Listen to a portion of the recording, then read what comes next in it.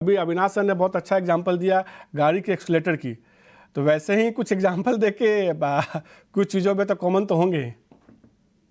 तो एग्जैक्टली मनीष, देखिए, अभी थोड़ी देर पहले मैं सेल्स की बात कर रहा था।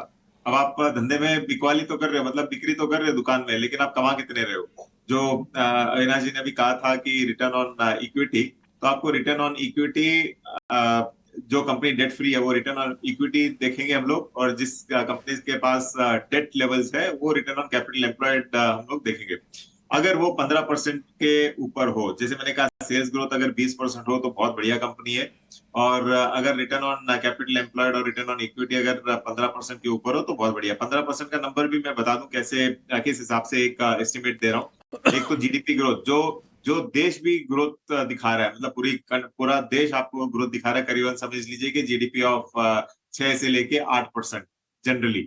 और उसके अलावा आज जो इन्फ्लेशन है वो और रिकॉर्ड 6 से लेके 8%, तो एवरेज अगर 15% अगर कंपनी ग्रोथ करती है तो मतलब ये है कि देश के साथ वो कंपनी भी उसी रफ्तार से आगे बढ़ रही है और आपको कमा के दे रही है।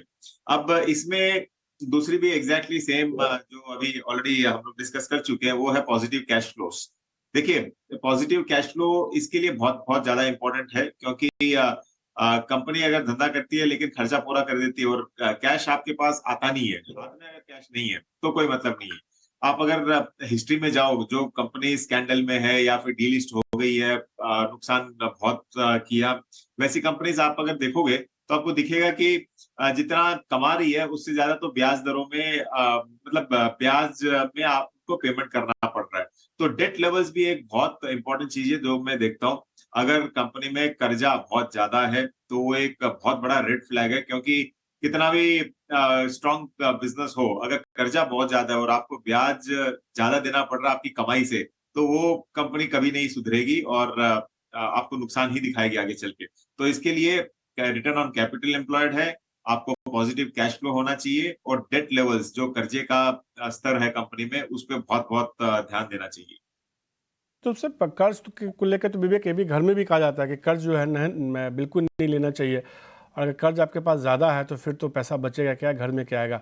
और ये बड़ी बड़ी कंपनियों के लिए तो सीधे तौर पर लागू होता है कि आपके ऊपर कर्ज कितना है, क्योंकि कई कंपनियों को हमने देखा है कि कर्ज बहुत ज़्यादा होने की वजह से एक समय के बाद वो कंपनियां दिवालिया हुई, इंसॉल्वेंसी में गई, फिर वो कंपनियां ख़त्म ही हो गई और उन कंपनियों का शेयर का जो हाल हुआ वो तो पूछने लायक भी नहीं था।